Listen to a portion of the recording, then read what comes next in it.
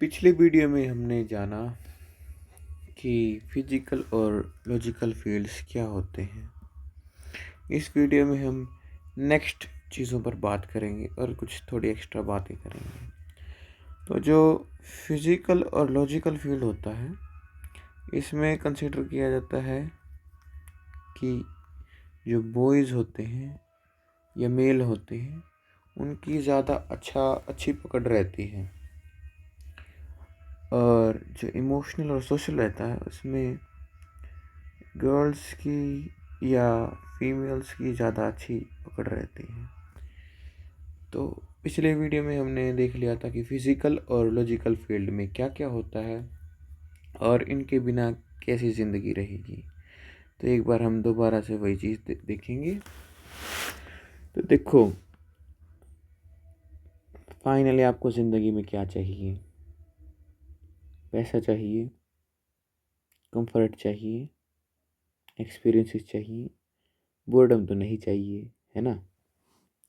तो एक टाइम के लिए मान लो कि आपके पास पैसा है, ठीक है? क्योंकि बहुत लोगों को पैसे ही सक्सेस, जिसको सक्सेस मानते हैं, वो पैसा ही होता है एक्चुअली। ठीक है, तो मान लो पैसा है, आपके पास बहुत सारा पैसा, बहुत सारा, ठीक है। लेकिन अब देखो, आपके पास पैसा है, लेकिन लेकिन आपके पास हेल्थ नहीं है। हेल्थ नहीं है, हॉस्पिटल में पड़े रहो, बीमार हो, तो आपको अच्छा लगेगा? नहीं लगेगा। आप अच्छे से अपनी बॉडी का ख्याल नहीं रख पा रहे, तो आपके साथ आपको अच्छा नहीं लगेगा, आपको बुरा लगेगा। लॉजिकल को एक एक मतलब इसको एक थोड़ा छोड़ देते हैं, क्योंकि जो फाइनेंशियल जो ये चीज़ होती है, ये यहाँ से आती है। लॉजिकल लगभग हर एक आदमी ने किसी ना किसी स्तर का तो होता है, उसी के बाद चीज़ें समझ में आने लगती हैं। इसको हम छोड़ देते हैं।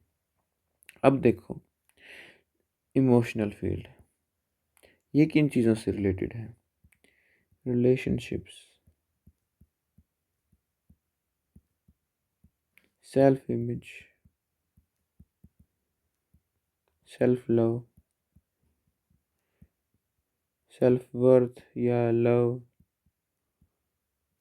मतलब खुद की इमेज या इन चीज़ों से रिलेटेड है।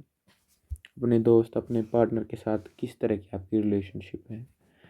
तो अगर आपके पास पैसा है लेकिन रिलेशनशिप्स नहीं है, अच्छी रिलेशनशिप्स नहीं है, आपको लोग समझते नहीं हैं, आप किसी के साथ इतनी अच्छी तरह से बातें शेयर नहीं कर सकते, तो क्या आपको अच्छा लगेगा?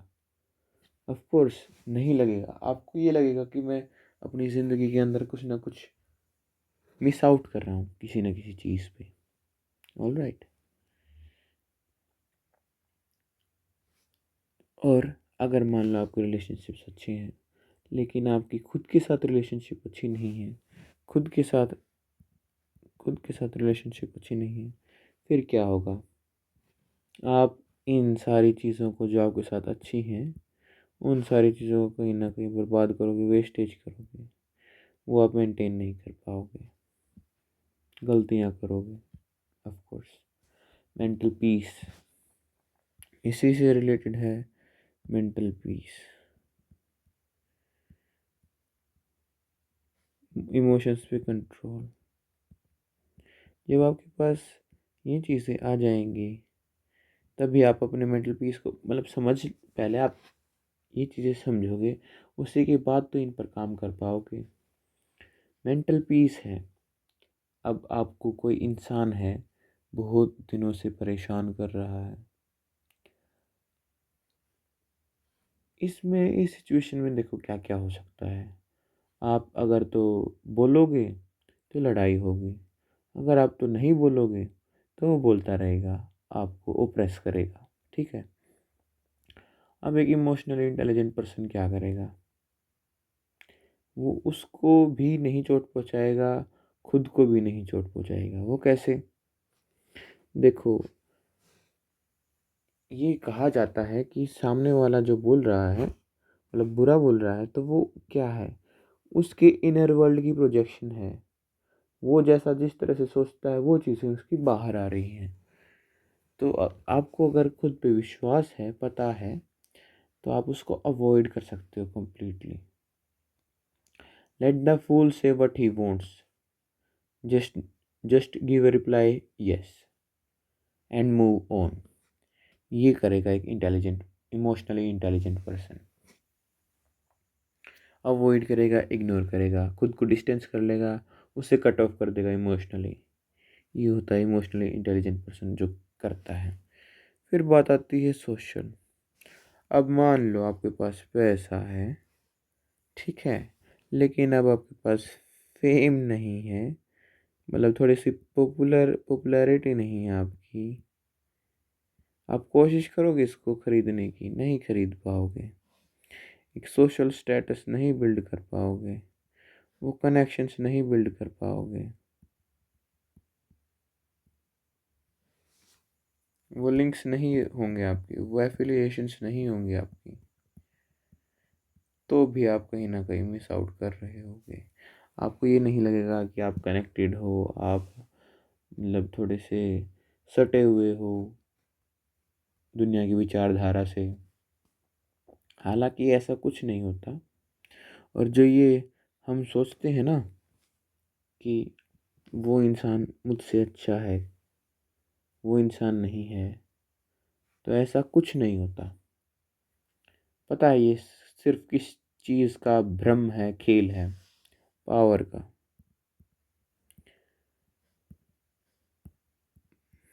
पावर वही है जहां आप बिलीव करते हो कि वो है।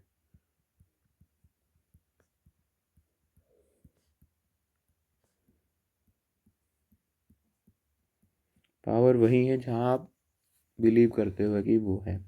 अगर आप ये सोचते हो कि सामने वाला पर्सन आपसे पावरफुल है, तो है। अगर आप ये चीज़ नहीं सोचते कि वो नहीं है, तो वो नहीं है। और ऐसा नहीं है, ये सिर्फ बोल देने वाली बातें नहीं हैं। आपको खुद को समझना होगा कि आप क्या सोचते हो। अगर मैं आपसे पूछूं कि मैं आपसे पावरफुल हूँ, तो आप साफ साफ मना कर दोगे। लेकिन अगर मैं आपको कहूँ कि कोई सेलिब्रिटी का नाम ले दूँ, तो आप हाँ भी बोल दोगे। क्यों? इसके पीछे रीजंस हैं। आपको इस तरह से सिखाया गया है, आप कंडीशनड हो उस चीज़ के लिए। लेकिन अगर आपको ये चीज़ें समझ में आने लग जाती हैं, तो आप इस ट्रैप से खुद को फ्री कर सकते हो। स्टार्टिंग होती है हमेशा अवेयरनेस से। अगर कुछ भी चीज़ है, वो हर एक चीज़ आप कंट्रोल कर सकते हो अवेयरनेस से। पहले आती है अवेयरनेस, उसके बाद आते हैं एक्शंस। एक्शंस के बाद फेलियर मिलता है, फिर उसके बाद आप दोबारा इसको फीडबैक लेके फिर दोबारा इम्प्रूवमेंट करके जाते हो, करते जाते हो, फिर बाद में कहीं सक्सेस आती है, आप अपना काम कर पाते हो प्रॉपरली। ओके। अब स्पिरिचुअल। मान लो आपके पास पैसा भी है, फिजिकल हेल्थ भी है, लॉजिकली आप साउंड हो, इमोशनल आपके रिलेशनशिप्स में कनेक्शन से, सोशल भी हो आप, फेम। लेकिन एक ऐसा वक्त आएगा जब आप इन सब चीज़ों से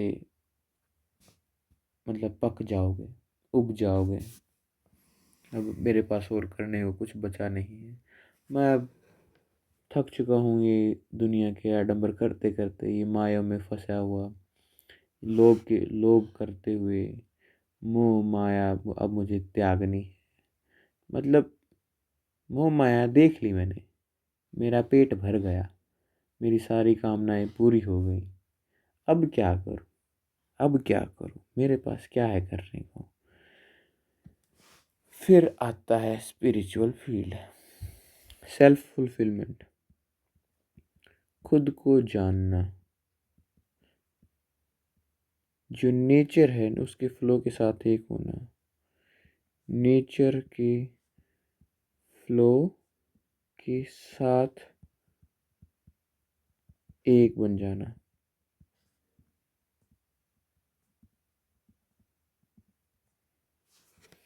ये होता है स्पिरिचुअल फील्ड। मान लो, देखो, मैं इसको किस तरह सोचता हूँ।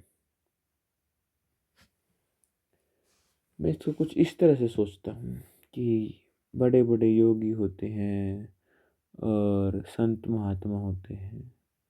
वो क्या करते हैं? ध्यान लगाते हैं, सब कुछ छोड़ देते हैं, सब कुछ अकेला हो जाते हैं। तो वो क्या करते हैं?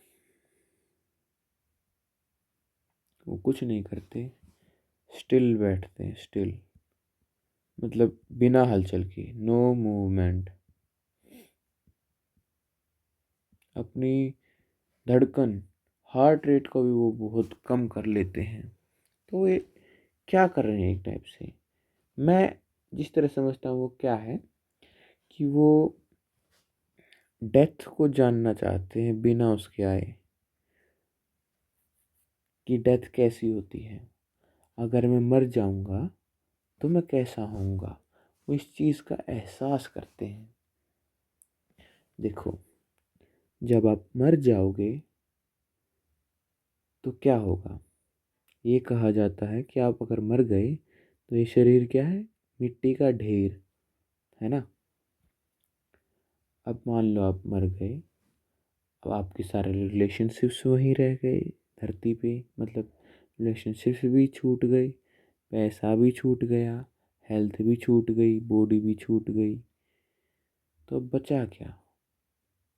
आप हो क्या? असल में आप हो क्या चीज़?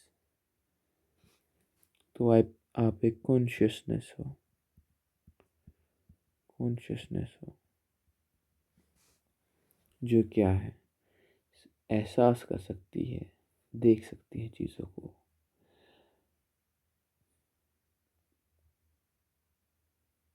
तो आप ऐसा सोचोगे कि दुनिया को छोड़ के बचा क्या, बचा क्या। तो आपको कुछ एहसास होंगे, एक अलग सी एक अलग से लेवल की शांति मिलेगी, आपको बहुत अच्छा लगेगा।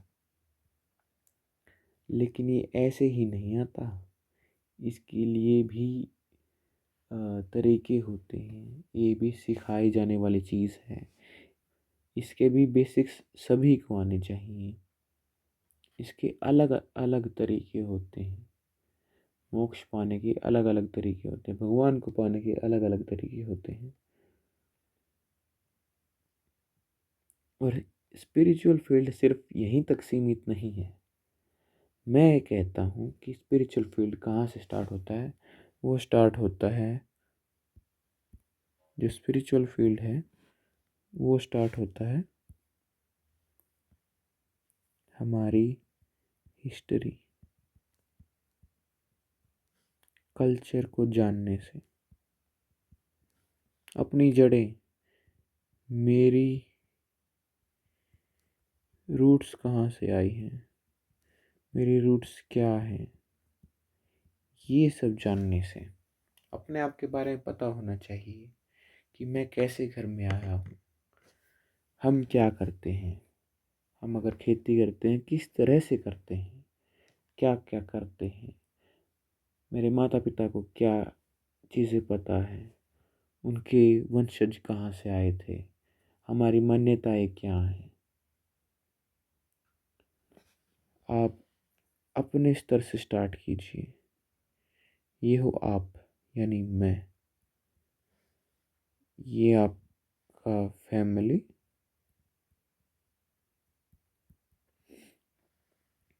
ये आपकी लोकेलिटी, ये आपकी कम्युनिटी,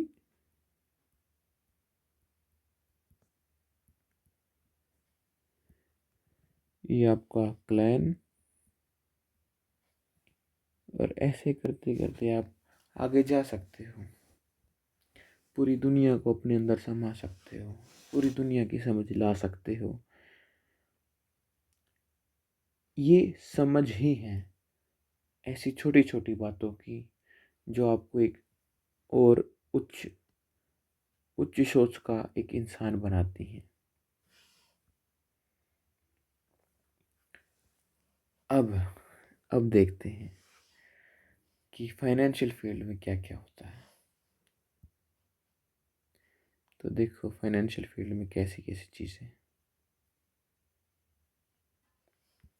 अब तक हमने क्या सोचा कि हमारे पास बहुत सारे पैसे हैं तो क्या हो रहा था, पैसे हैं तो क्या हो रहा था।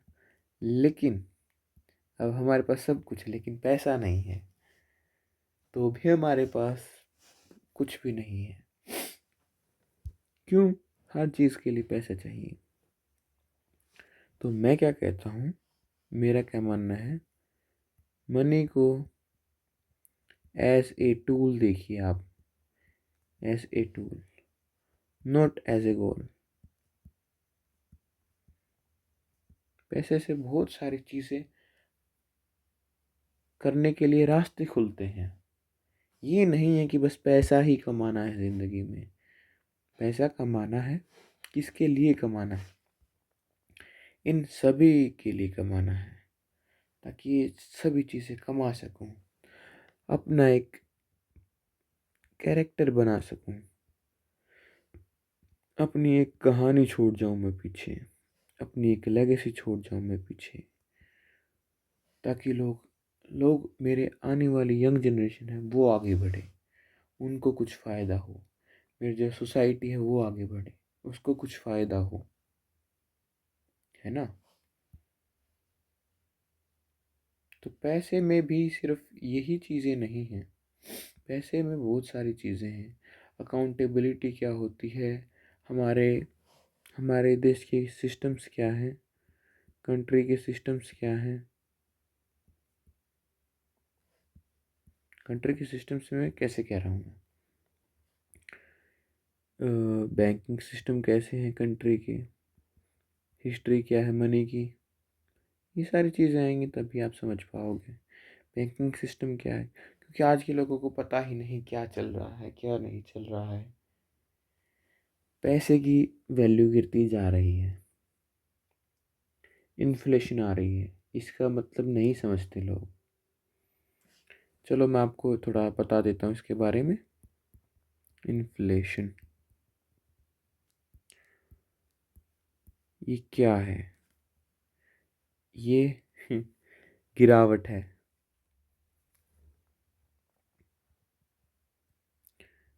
गिरावट कीमत में।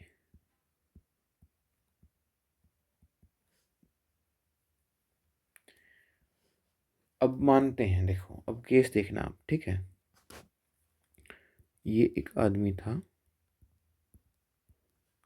सन 1950 में, हम जस्ट एग्जांपल ले रहे हैं, ठीक है। तो ये 1 घंटा काम करता था, इसको पैसे मिलते थे मान लो कि 10 रुपये मिल गए इसको, ठीक है। अब उस टाइम पे 10 रुपये में क्या क्या आता था, बहुत सारी चीज़ें, घर का राशन पानी सारे बिल कवर हो जाते थे 10 रुपये में, और 2 रुपये बच जाते थे, 2 रुपये बच गए, ठीक है। अब अब बात करते हैं 2020 की। वही आदमी है, 1 ही घंटा उसने काम किया, मान लो उसको कितने पैसे दें, 100 रुपये कमा लिए, लेकिन आज उनकी कोई कीमत नहीं है। जो वो बहुत इतनी सारी चीज़ें कमाता था, उनमें से सिर्फ आज इतना ही आता है। तो देखो, सैलरी तो बढ़ी टाइम के साथ, सैलरी तो बढ़ी, पर जो कीमत थी, cost of service and products था,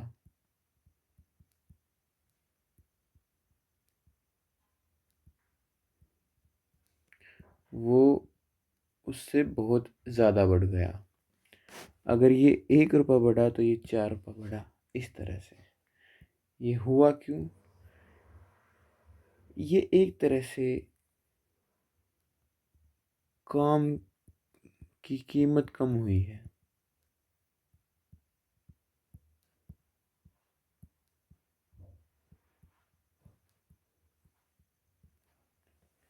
ठीक है। और इसी तरह से गरीब और गरीब होता जा रहा है, अमीर और अमीर होता जा रहा है। ये सारी चीज़ें उसके अंडर आती हैं, बहुत सारी चीज़ें हैं, ये मैं आपको एक वीडियो में नहीं समझा सकता। तो अब वापस आते हैं और अपना आगे समझते हैं। ठीक है।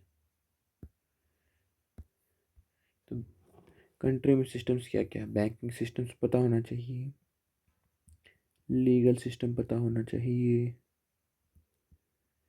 टैक्स सिस्टम पता होना चाहिए, पुलिस सिस्टम पता होना चाहिए। ये सारे सिस्टम्स पता होने चाहिए, तभी आप ढंग से फाइनेंशियली इसमें आगे बढ़ सकते हो। ठीक है। बैंकिंग में पैसा कैसे काम करता है, क्रेडिट, डेबिट और ये बहुत सारी चीज़ें होती हैं। इसमें आपको हेल्प करते हैं CA। ठीक है, CA। हालांकि कुछ जानने, ये बैंकिंग सिस्टम और जो टैक्स सिस्टम है इसमें आपके CAs हेल्प करते हैं। लीगल इसमें, पुलिस इसमें आपके लॉयर्स हेल्प करते हैं। लेकिन आप ये सारी चीज़ें खुद जान सकते हैं, आपको बेसिक्स आनी चाहिए। अगर आपको इस फील्ड के बेसिक्स आते हैं तो आप लॉयर्स के साथ, CA के साथ अच्छे से बात कर सकते हैं, आप उनकी बातें समझ सकते हैं अच्छे से। और इसमें आपको ये अश्योरेंस भी मिलेगी कि आपके साथ वो धोखा नहीं कर सकते। ठीक है, ये बातें होती हैं। और इससे रिलेटेड भी बहुत सी बातें होती हैं जो आपको ध्यान में रखनी चाहिए। जैसे एक बात है कि अगर आप डिसीजन ले रहे हो तो वो हमेशा इंफॉर्मेशन बेस्ड होना चाहिए। ठीक है,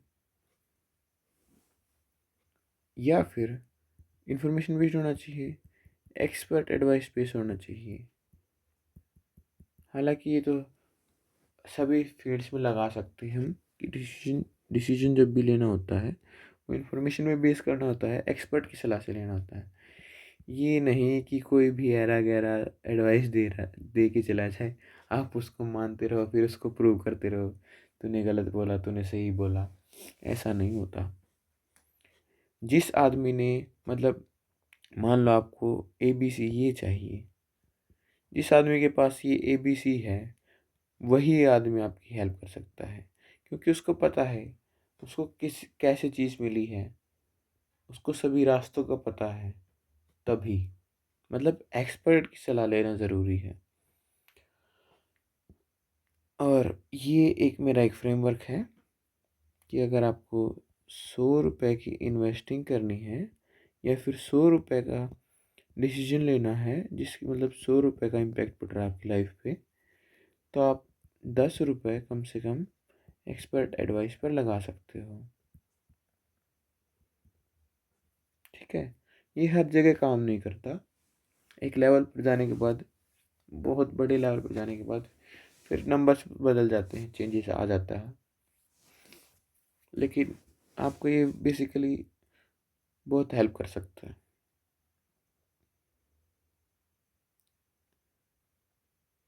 अकाउंटेबिलिटी होती है, आपको बजट बनाना आना चाहिए, फाइनेंशियल प्लानिंग आनी चाहिए, प्रोफाइलिंग आनी चाहिए।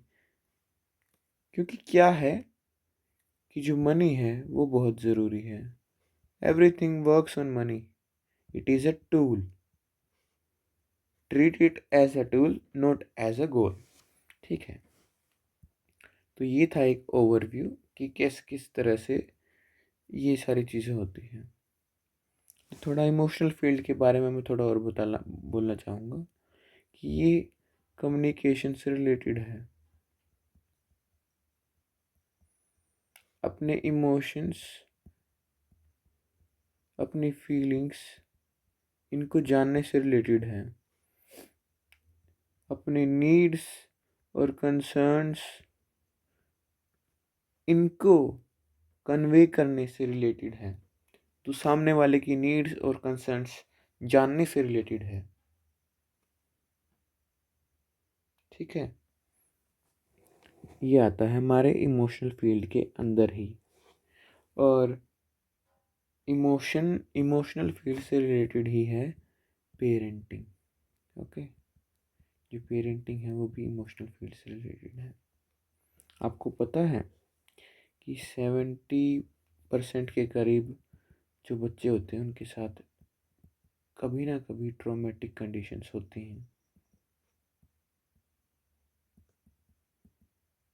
ठीक है, अब जो वो ट्रोमाज हैं वो क्या करते हैं, एक तरह की ब्लॉकेज बनाते हैं कि वो आदमी ढंग से कन्वे नहीं कर पाता, ढंग से दूसरों के साथ सोशलाइज नहीं कर पाता। तो ये प्रॉब्लम हो गई ना उस आदमी के साथ, वो सोल्व कैसे कर जब उसको पता ही नहीं। तो एक अच्छा पेरेंट क्या करेगा, वो अपने बच्चों को इस तरह तैयार करेगा कि मतलब उसको ध्यान रखेगा, ऑब्जर्व करेगा, उससे बातें करेगा, उससे ओपन अप करेगा, उसको सेफ फील कराएगा, अनकंडीशनल लव प्रोवाइड करेगा। ऐसा नहीं लगने देगा कभी कि कंडीशंस फॉलो होंगी जब भी आपको प्यार मिलेगा। उसके साथ डेली पूछा जाएगा, बेटा आज आपके साथ क्या हुआ, बताइए, मैं सुनूंगा आपकी कहानियाँ। यही तो है प्यार, अनकंडीशनल लव। तो ये पेरेंटिंग भी एक बहुत अच्छा पार्ट है लाइफ का। आप इससे रिलेटेड मुझे बात याद आ ही गई है तो वो भी बता देता हूँ आपको। वो क्या बात है, हमारी लाइफ के स्टेजेस हैं। तो फर्स्ट स्टेज है, किस तरह से था ये, शायद कुछ इस तरह से था, लर्निंग, अर्निंग, मतलब ये करियर रिलेटेड है। एक पार्ट है हमारी लाइफ का करियर रिलेटेड। हाँ चलो मैं इसको कहानी के थ्रू समझाता हूँ, ठीक है। तो एक आदमी है, वो अपनी ज़िंदगी में क्या क्या करता है, वो एक कुछ कैसे स्टेज होता है। सबसे पहले तो उसका करियर होता है, उसके काम रहते हैं, ठीक है। फिर उसकी ज़िंदगी में आता है रिलेशनशिप,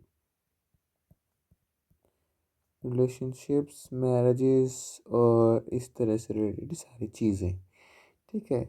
अब रिलेशनशिप आ गई, अब expectations her step by step बढ़ती जाएंगी। देखो कैसे, जब उसको करियर से रिलेटेड काम था तो उससे एक्सपेक्टेशंस थी कि वो अपने काम को जाने, उसके पास स्किल्स हो, नॉलेज हो, अच्छे डिसीजंस ले, लीडरशिप प्रोवाइड करे, प्रोफेशनल रहे, अपना काम टाइम पे करे। ये सारी एक्सपेक्टेशंस थी। अब देखिए उसके पास रिलेशनशिप्स आ चुकी हैं, तो अब उससे क्या एक्सपेक्ट किया जाए,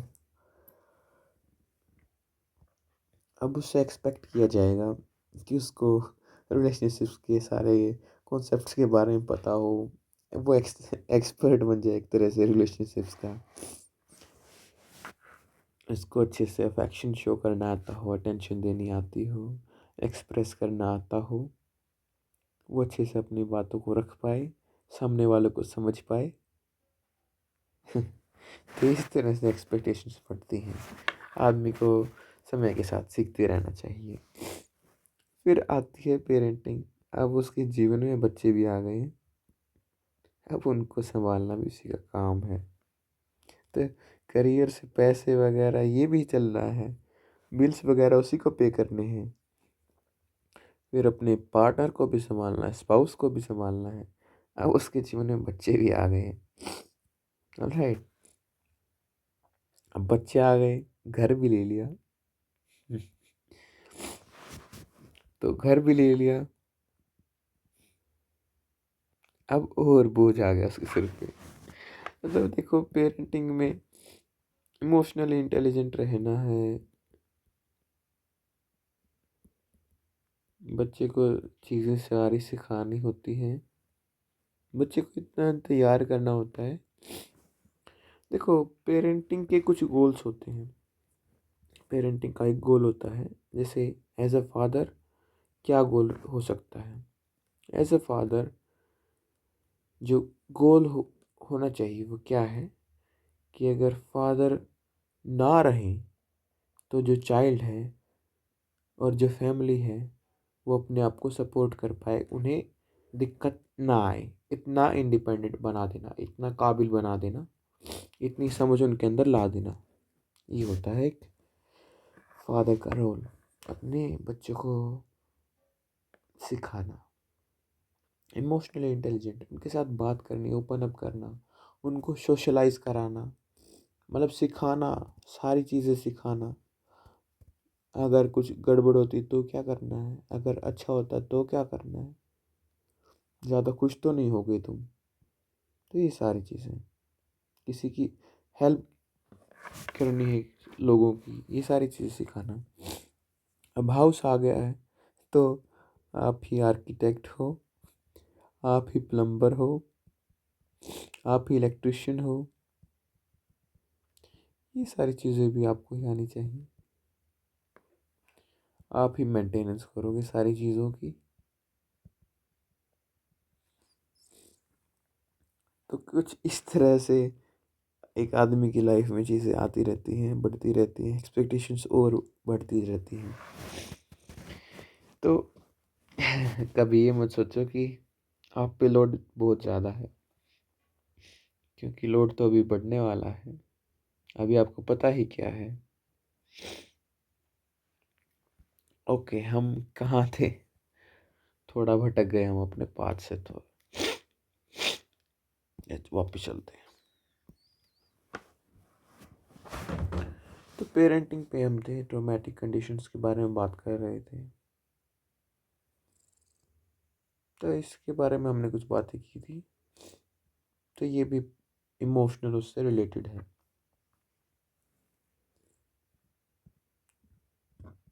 ओपनिंग अप टू अदर्स, ये भी एक पार्ट है इमोशनल फील्ड का ही। देखो, आपने कभी कभी ना कभी ऐसा देखा होगा, कुछ लोग होते हैं, कुछ बच्चे होते हैं, चुपचाप बैठे रहते हैं क्लास में, किसी से बात नहीं करते। क्यों नहीं करते? उनका क्या मन नहीं करता बात करने का? नहीं, ऐसा तो नहीं है। उनको भी फ्रेंड्स चाहिए। तो क्या चीज़ है जो उनको रोक रही है? क्या पता उनके साथ कुछ बुरा हुआ हो, या क्या पता वो बताना ना चाहे, बोलना नहीं चाहते क्या वो? ऐसा नहीं होता। दोस्त सभी को चाहिए, बोलना सभी चाहते हैं, लेकिन वो किसी ना किसी तरह से कोई अड़चन है उनके पास, कोई इमोशनल ब्लॉक है उनके साथ, ऐसा कुछ हुआ है, ट्रॉमेटिक कंडीशन हुई है, ट्रॉमेटिक इंसिडेंट हुआ है, ये उनकी अच्छे से डेवलपमेंट नहीं हो पाई है, इसलिए वो नहीं कर पाते। तो ये एक तो पेरेंट्स को भी देखना चाहिए कि सामने वाला अपनी नीड्स को कन्वे करे कि मुझे ये चाहिए। अगर नहीं करा तो उसको सिखाया जाए। अगर बच्चा कोई गलती करता है तो आपको क्या करना चाहिए? आपको प्यार से बात करनी है। पहले तो पूछना है, बेटा हो क्या गया है, क्या हो गया, बताओ क्या हो गया। फिर उससे पूछना है क्या चल क्या रहा है। आपने एक्चुअली देख लिया, आपको पता है कि क्या गलती की है, पता है गलती का, लेकिन उससे पूछना है क्या गलती कर रहे हो, झूठ बोल रहा है, नहीं बोल रहा है। धीरे धीरे उसको सिखाना है, डांटना नहीं है। पता चला, पता है आपको, तो गलती का पता है, लेकिन आपको प्यार से बात करनी है बच्चे से। प्यार से बात करो, उससे खुद पूछो। अगर वो खुद बताता है तो अच्छी बात है, झूठ बोलता है तो उसको सिखाओ, बेटा कोई बात नहीं, गलती हो जाती है, लेकिन सच बोलो आप। तो आपने पॉइंट आउट कर दिया उसकी मिस्टेक, बेटा आपने ये गलत किया, लेकिन प्यार से ही बोलना आपको, पॉइंट आउट देयर मिस्टेक। ये किसी के साथ भी हो सकता है, ये बच्चों से ही रिलेटेड नहीं है, अडल्ट पे भी रिलेटेड है। क्यों? अडल्ट क्या ह्यूमंस नहीं है वो? क्या गलती नहीं कर सकते?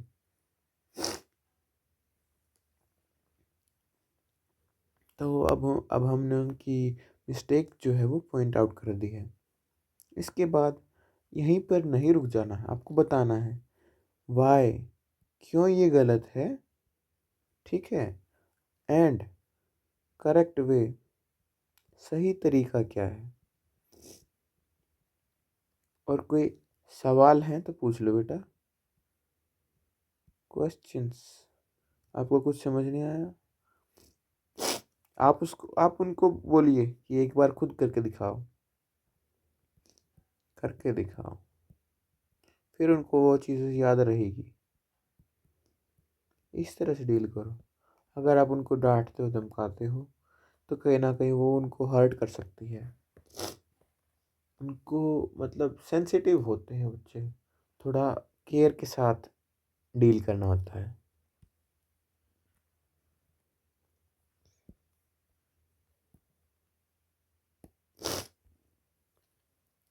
अब नेक्स्ट बात किस पे करते हैं हम। तो बहुत सारी चीज़ें हैं इमोशनल फील्ड के अंदर ही।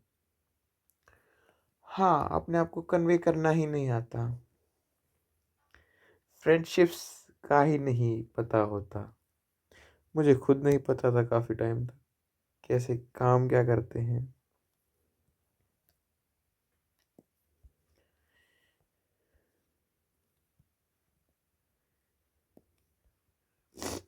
तो फ्रेंडशिप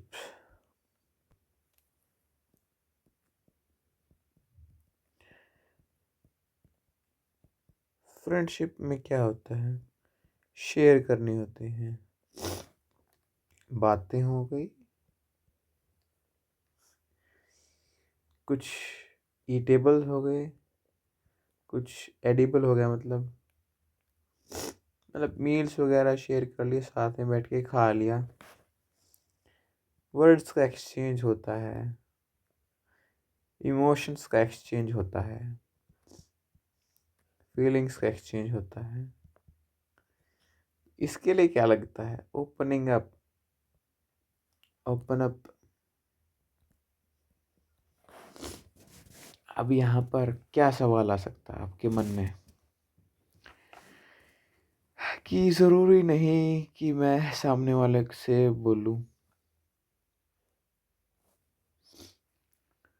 लेकिन देखो, इससे रिलेटेड मैं आपको एक बात बोलना चाहूँगा। जो ह्यूमंस होते हैं वो सोशल एनिमल होते हैं। सोशल एनिमल हैं तो किसी कारण से हैं, दूसरों पर डिपेंड होना पड़ता है। एक आदमी के पास सब कुछ नहीं होता, कोऑपरेट करके चलना पड़ता है साथ में, तभी काम अच्छे से हो पाते हैं। देख, हाँ, इसका मैं एग्जांपल देता हूँ आपको। दो भाई हैं, ठीक है, इनका घर है, ठीक है। अगर ये आपस में ही लड़ेंगे, अच्छे से आपस में बात नहीं करेंगे, कोऑर्डिनेट नहीं करेंगे, तो क्या होगा, घर में दरार आ जाएगी। ये अपने रास्ते, ये अपने रास्ते, फिर यहाँ पर इनको प्रॉब्लम्स आएंगी। फिर ये सोचेंगे पहले जैसे थे वो अच्छा टाइम था, प्रॉब्लम्स आएंगी। हेल्प मांग नहीं सकते, तोड़ के आए हैं। एक ये सिचुएशन देखिए और एक ये सिचुएशन देखिए। दोनों भाई हैं, मिल के इन्होंने हैंड शेक कर लिया और अब मिल के काम करते हैं एज अ टीम। टीम बन गई। अब जो ये मिलकर जो एफर्ट लगा पा रहे हैं वो बहुत बेटर है। अगर हम मिल के काम करेंगे तो हम आगे जीवन में आगे बहुत जल्दी बढ़ सकते हैं। ग्रोथ जो है वो बहुत अच्छी लेवल की अचीव करी जा सकती है। अंदरूनी लड़ाइयों से कुछ नहीं होने वाला। मिलिए, कोऑपरेट कीजिए, सोशलाइज कीजिए, ये एक ज़रूरी पार्ट है। बिना सोशलाइजेशन के आप यहाँ पर सरवाइव तो कर सकते हैं, लेकिन आप अपनी ज़िंदगी का एक इम्पोर्टेंट पार्ट मिस आउट कर सकते हैं। सो अभी के लिए इतना ही। Thank you. See you in the next video.